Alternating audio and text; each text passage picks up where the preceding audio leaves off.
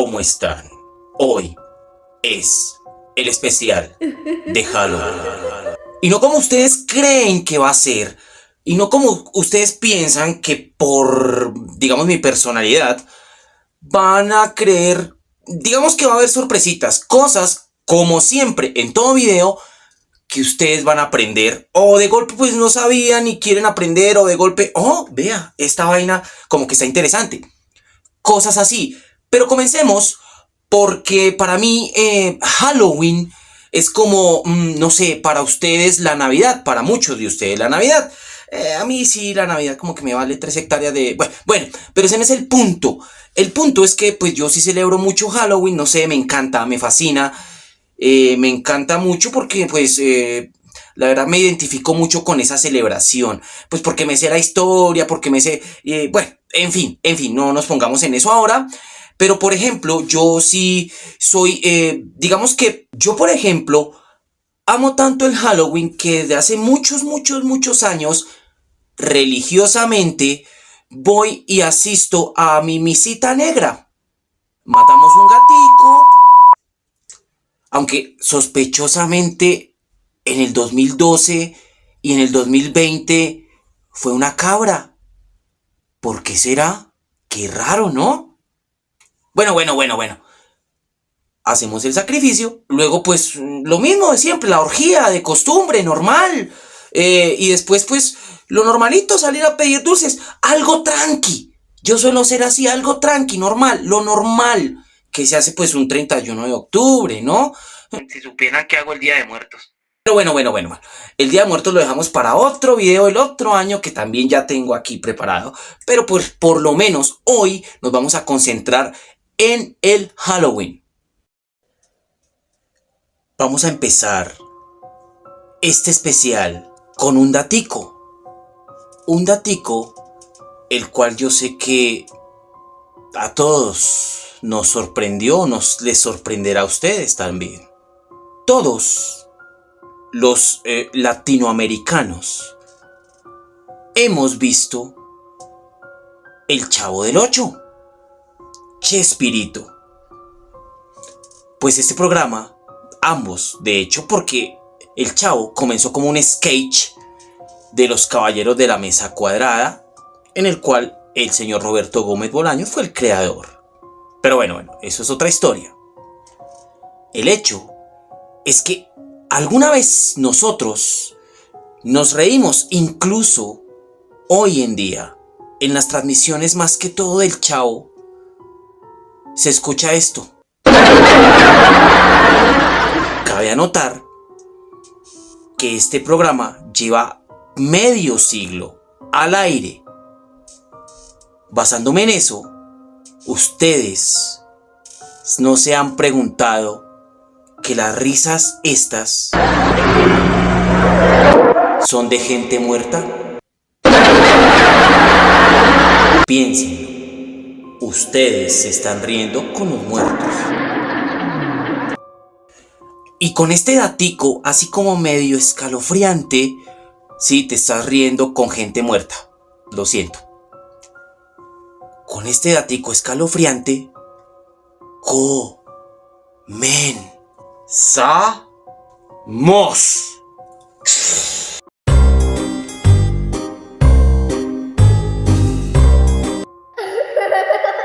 Para seguir dejándolos pensando en cuanto a todo esto y en torno al Halloween, les voy a hacer una pregunta que alguna vez me hicieron.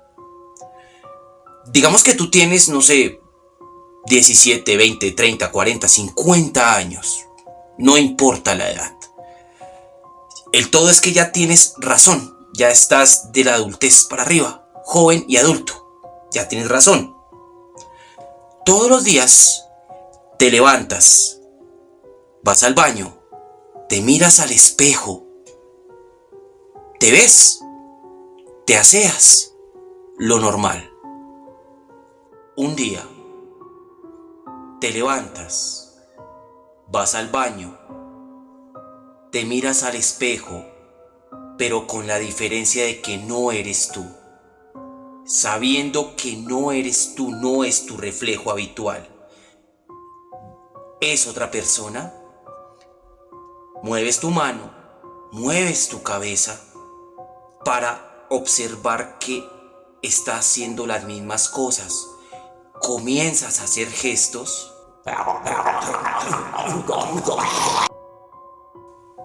y te comienzas a desesperar.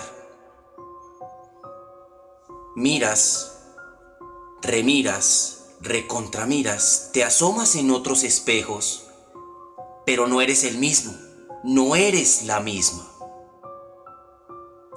Sabes que no eres tú. ¿Qué harías? Déjalo ahí en la caja de comentarios. En estos días, de tantas cosas que leo yo leo de diferentes temas, me topé con un libro de teología, digamos que un poco privado, tan privado que solo lo estudian los que van a ser sacerdotes. Me lo topé por internet. En él trata de muchas teorías acerca de la batalla entre el cielo y el infierno, entre la batalla de Lucifer, del ángel caído, de bla bla bla, de sí, de ta.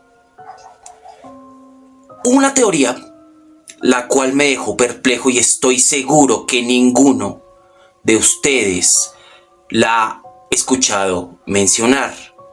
¿Qué tal si en la batalla entre el cielo y el infierno Lucifer hubiese ganado y estuviese usurpando el trono de Dios como si fuera Dios? Me hago entender hasta ahí, ¿verdad? Y a raíz de eso, vivimos en la realidad que vivimos, con todos los males, enfermedades, guerras y todo lo subsecuente a lo que estamos viviendo en esta realidad. En ese caso, ustedes le estuvieran rezando a Lucifer. Piénsenlo. Vamos a entrar en materia. Después de todas esas cosas que los he puesto a pensar, yo sé que a más de uno los puse a pensar. Ahora sí vamos a entrar en materia, porque no solo es el especial de Halloween, no. Quiero darle un mérito a la ciudad en donde vivo. Yo sé que yo no nací aquí, pero pues yo me crié desde pequeño acá y me siento muy orgulloso de serlo. Y me di cuenta que mucha gente tiende a menospreciar esta ciudad, la ciudad de Tunja, Boyacá, Colombia. Para este especial de Halloween, quiero resaltar dos leyendas, las cuales de nuevo estoy seguro que más de uno no se sabe. Tunja no solo es un paraíso, no solo es un buen vividero, también es digamos que una caldera a lo largo de los años de mitos, de leyendas, de apariciones, no sé, no obviamente quiero resaltar que no voy a contar las mismas leyendas de siempre, que por ejemplo la de la Loma de los Ahorcados, lo que ahora conocemos como el Alto de San Lázaro, en la cual ustedes saben por qué le decían la Loma de los Ahorcados. Pues eso se remonta a los tiempos de los muiscas, de los chibchas. Allá ahorcaban a los ladrones, los chibchas. Resulta que los españoles llegaron y los chibchas contaron esa historia, le contaron cuando comenzaron los primeros lingüistas a traducir nuestras lenguas, valga la redundancia, discúlpenme.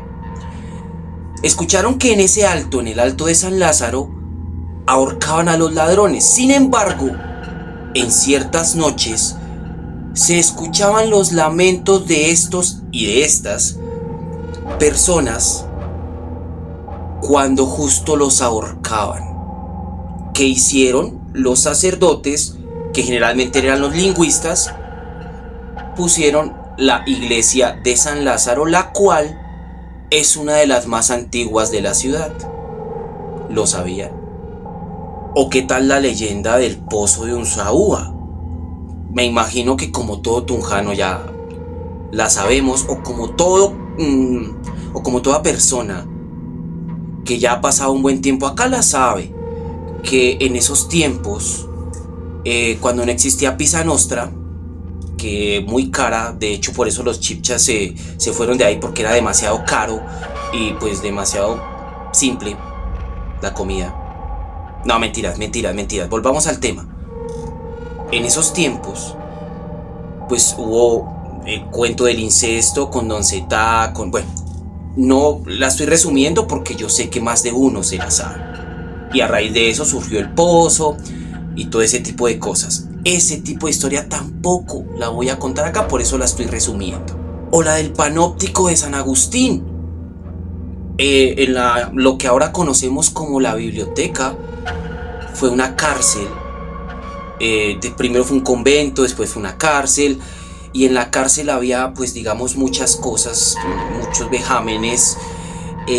Y pues aún se escuchan en este momento, a la fecha de este video, hay historias de los vigilantes que en la noche escuchan ciertos lamentos, los cuales como que dejan helada la sangre de estos muchachos, de estas chicas, que por cierto es una gran labor, me parece una labor, wow, ardua, dejémoslo ahí. Han grabado, pues, pero desafortunadamente este tipo de tecnología aún no da para eso, para grabar supremamente, a menos de que un guarda de seguridad tenga un iPhone Pro Max de esos, a menos de que eso lo dudo, pero bueno, podría ser. Se escuchan lamentos no solo de los antiguos presos, ojo acá, se escuchan lamentos también de los monjes y monjas que habitaron ese lugar, porque en su momento, recuerden que en su momento ellos se flagelaban, y flagelarse no es que sea una caricia. Pues no, esa historia tampoco va aquí. Por eso la estoy contando demasiado salteada, demasiado básica, para que ustedes investiguen un poquito sobre esto, que también es muy fascinante. Hoy les traigo una historia que tiene que ver con la casa del fundador de nuestra ciudad, de Gonzalo Suárez Rendón, pero no directamente con él. Esa casa fue edificada a mediados del siglo XVI. La mano de obra, obviamente, fue puesta por más o menos unos 3.000 indígenas, apurando el paso quiero decir a látigo, a malos tratos, a hambre, a enfermedades que los europeos trajeron consigo, a ese paso, al paso del progreso, llamaría yo. Justo en lo que hoy conocemos como el centro de la ciudad, justo en esa casa, era un bohío indígena, un centro de acopio indígena, en lo que corresponde en esa casa lo que da la vuelta también a la Pila del Mono, y toda esa zona era un acopio de indígenas. ¿Por qué la hicieron justo ahí?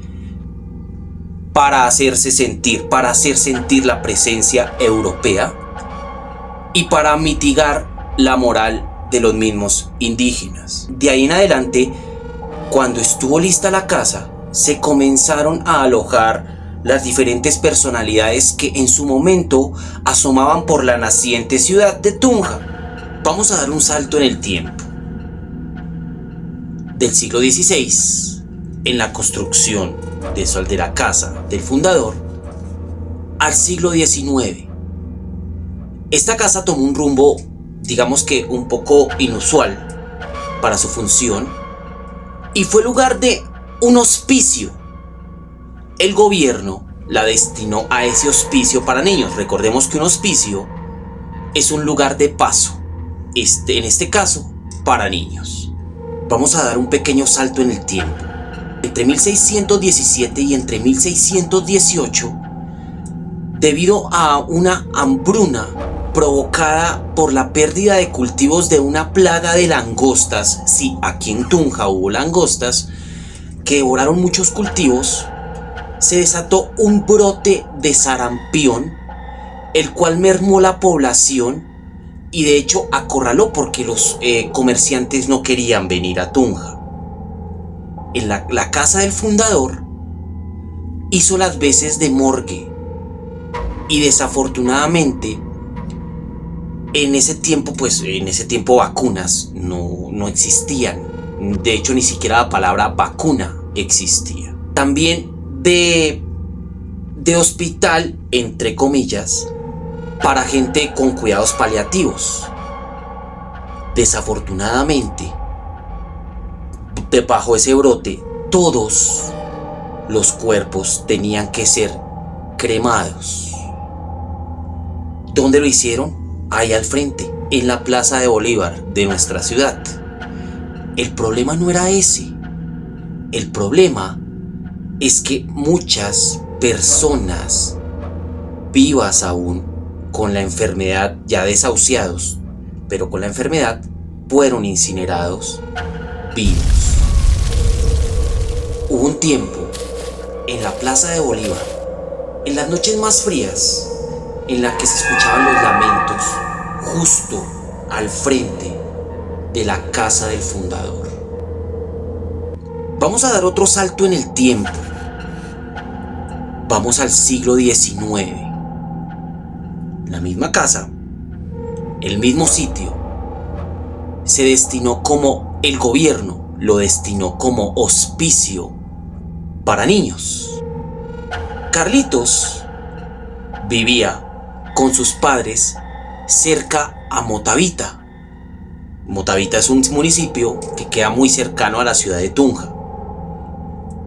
Desafortunadamente, debido a que Tunja en esos siglos ha sufrido de sequías, ha sufrido de pestes, ha sufrido de plagas, pues ese año los cultivos también perdieron toda validez por una sequía que atormentó a la ciudad. Los papás de Carlitos, preocupados por su futuro y porque no sufriera de hambruna, decidieron llevarlo al hospicio que funcionaba en la casa del fundador. ¿Lo recibieron? Claro que sí. Meses después, cuando los padres lograron recuperar un poco de lo que habían perdido, fueron por Carlitos. ¿Cuál fue la sorpresa que se llevaron cuando les dijeron que Carlitos había perecido? Nunca les dieron razón de nada, solo les dieron la noticia, no les entregaron cuerpo, mucho menos osamenta. Simplemente estaba en el registro que había perecido. Ni siquiera les dieron la fecha. Un niño de 6 años, para evitar la hambruna, había perecido porque sí. Desafortunadamente, este fue el destino de muchos niños en ese hospicio, sometidos a vejámenes por parte del personal, como encierros, castigos injustificados, hambrunas, ayunos obligados o incluso obligados a comerse la comida podrida, so pena de más castigos. En el año 2014, bajo unas restauraciones que hicieron a la casa del fundador, encontraron cámaras y recámaras de osamenta entre muros y en los jardines. Muchos de ellos eran niños. La osamenta era de niños, las vestiduras, las tallas eran de niños. Este relato está saltando en el tiempo. Vamos ahora a la época de 1970 finales y principios de 1980 con el señor Hernando Mancipe. Él era un vigilante de vieja data, toda su vida desde joven se dedicó a eso. Ya tenía como 25 años en ese oficio, ya estaba acostumbrado a ver de todo. Un día le encomendaron el cuidado y resguardo de la casa del fundador. El señor Hernando Mancipe aceptó el trabajo. Los primeros días, perfecto, normal.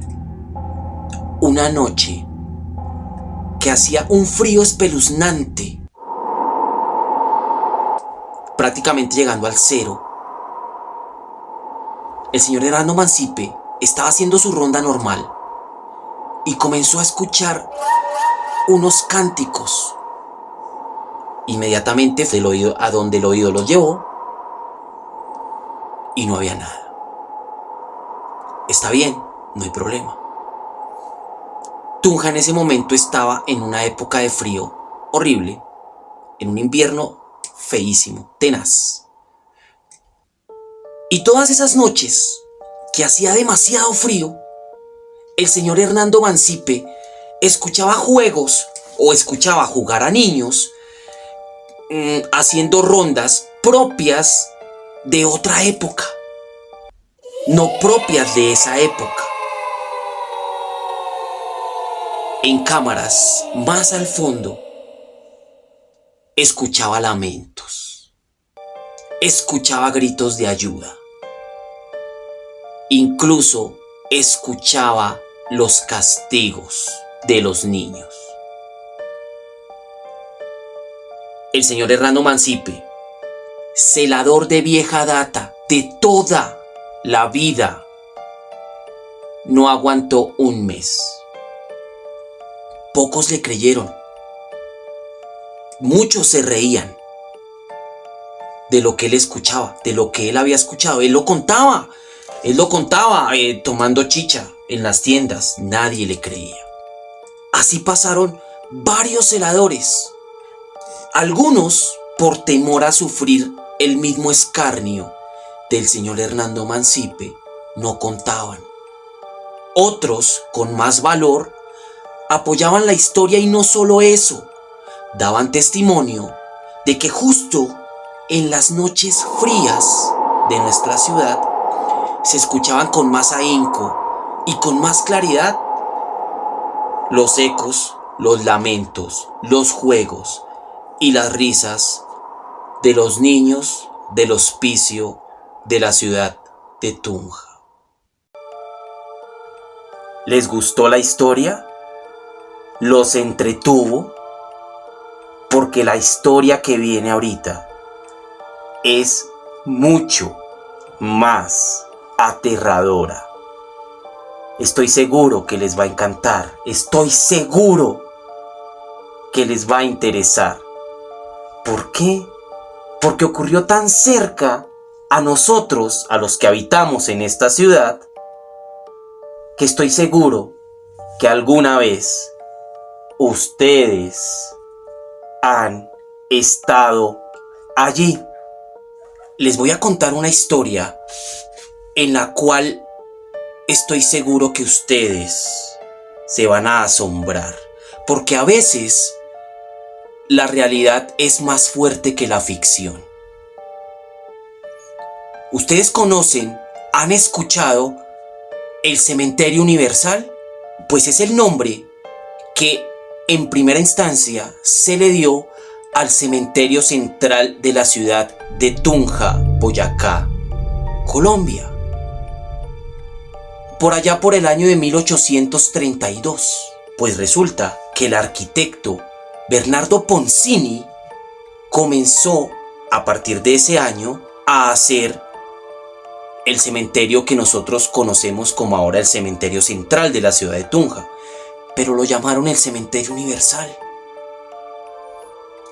Pero a partir de 1835 tuvo funcionamiento. Yo no sé si ustedes han ido y allá se van a encontrar con tumbas de principios del siglo pasado, incluso de finales del siglo antepasado. Pues bien, argumentando esto, este cementerio ha existido más de un siglo, casi 2 siglos en nuestra ciudad. Pero vamos a remontarnos a épocas más contemporáneas. Vamos a hablar de la época de 1970 finales de esa década y principios de 1980. En ese tiempo, en el cementerio central, estaba la morgue de la ciudad de Tunja. Vamos a hablar del señor Andrés. Desafortunadamente, para los expedientes solo quedó como Andrés. Apellido ninguno. Origen desconocido. Este relato yo lo saqué de los, registros del antiguo DAS. Me costó mucho buscar, me costó mucho indagar, pero este relato me impactó de tal manera que quise contárselo a ustedes hoy, en Halloween. Andrés era un tipo normal, según lo describían, carismático, de hecho, muy buena gente. Se llevaba bien con todo el mundo. Un día, la alcaldía de la ciudad abrió la vacante para la morgue. ¿Cuál era el trabajo de la morgue? Diseccionar, maquillar en la medida de lo posible y quitar, no puedo decir muchas cosas aquí en YouTube, pero digamos que desentrañar lo que normalmente se hace, desentrañar y almacenar ese tipo de cosas de los restos de nosotros en canecas de todos nosotros. Líquido vital rojo en putrefacción, partes internas de nosotros, de los seres humanos, también en putrefacción. El trabajo de Andrés era almacenarlas en las canecas. Ese era su trabajo.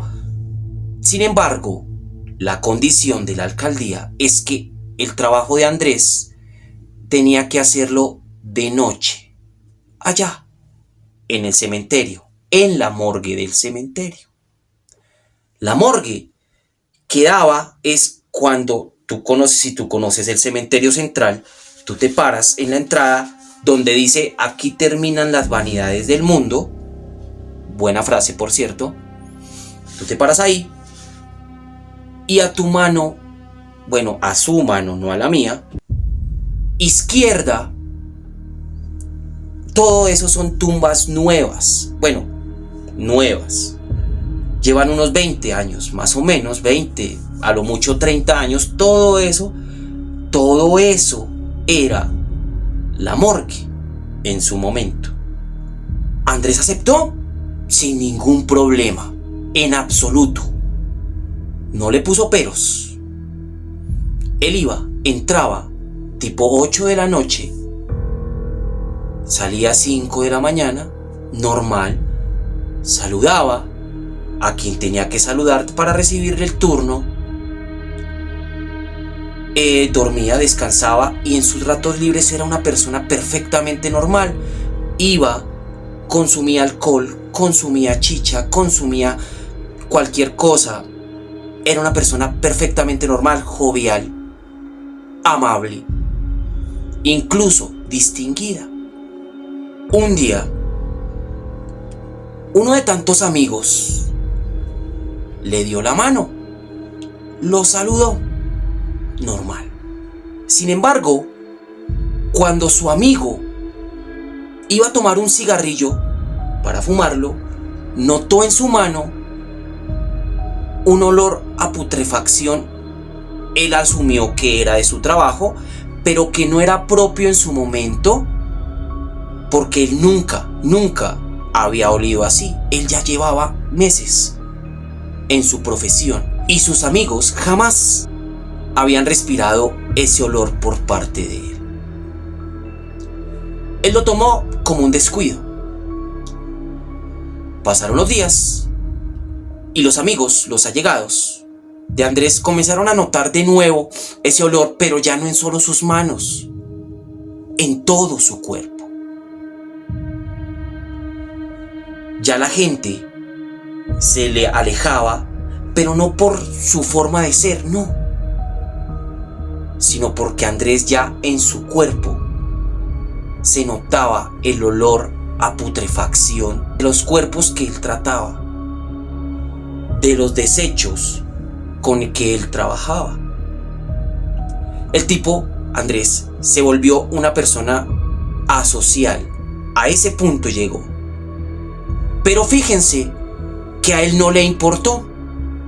No le importó que la gente se alejara. Un día llevaron el cuerpo de una persona que había sufrido impactos de arma de fuego. La policía lo llevó. El F2 en ese momento lo llevó. Lo dejaron ahí. Se lo encargaron a Andrés. Y al otro día, un detective, muy temprano, antes de que Andrés entregara su turno, entró en calidad de policía, o sea, sin ningún permiso de nada, y encontró a Andrés, no solo sus manos, sino sus brazos y parte de su torso bañados en esos desperdicios. El detective se sorprendió. Andrés lo único que hizo fue decir que por accidente se había caído y se había untado de todo ese tipo de cosas. El detective no quedó con esas. El detective siguió investigando la personalidad de Andrés, después la asocialidad de Andrés y ese accidente que él dijo tener. Él comenzó a hacer sus pesquisas, y estamos hablando de principios de los 80, donde ya la tecnología, pues había ciertas cosas como cámaras de seguridad. En ese tiempo cabía notar que eran como de 20-30 centímetros, grandísimas. Sin embargo, el detective insistió tanto en las sospechas de Andrés y su comportamiento tan extraño, que sus mandos le dieron permiso de instalar ese tipo de cámaras, cosa que Andrés no se diera cuenta, que nadie, ningún empleado se diera cuenta. ¿Cómo hicieron esto? En calidad de policía, el F2, de día, cuando Andrés no estaba, comenzó a hacer una serie de allanamientos, entre ellos por sospechosos en la morgue de Tunja. Los trabajadores no podían hacer nada. En ese lapso de tiempo, instalaron las cámaras. Las instalaron, cosa de que Andrés no se diera cuenta. Pasaron varias semanas. En ese tiempo no eran en directo. Tenían que pasar ciertas cosas para después ir a recoger el metraje. Pues efectivamente, el detective, cuando fue a recoger el metraje y fue a revelarlo, quedó tan sorprendido y tan asqueado de las cosas que hacía Andrés, que el tipo inmediatamente fue a arrestarlo con otros 2 policías. ¿Qué pasaba en esas cámaras? ¿Qué vio en esas cámaras el detective? Muy sencillo. El señor Andrés, sin apellido, sin antecedentes, sin pasado, apareció así en la ciudad y tomó el trabajo, así de sencillo. Se ganó la vista de muchos, se ganó la vista de varios. Ese señor jovial, que en su momento era, inclusive invitaba a sus amigos cervezas, invitaba a sus amigos chicha, invitaba a sus amigos cigarrillos, y que posteriormente se convirtió en asocial por su olor, por el olor que emanaba de putrefacción. Ese señor Andrés, todas las noches, se desnudaba, se metía en una de las canecas cualquiera, con órganos en putrefacción, con líquido vital, con líquidos, con fluidos de nosotros en putrefacción, y se autocomplacía a manera seca. Todas las noches antes, durante o después de su trabajo, esto hacía el señor Andrés. ¿Se dan cuenta cómo a veces la realidad es mucho peor que la ficción? Y bueno, niños, yo espero que les haya gustado mucho el especial de Halloween, que les haya encantado y que se hayan dado cuenta que Tunja sí es una ciudad de tesoros escondidos, pero no solo los materiales. Aquí abundan las leyendas conocidas y poco conocidas. ¡Feliz Halloween!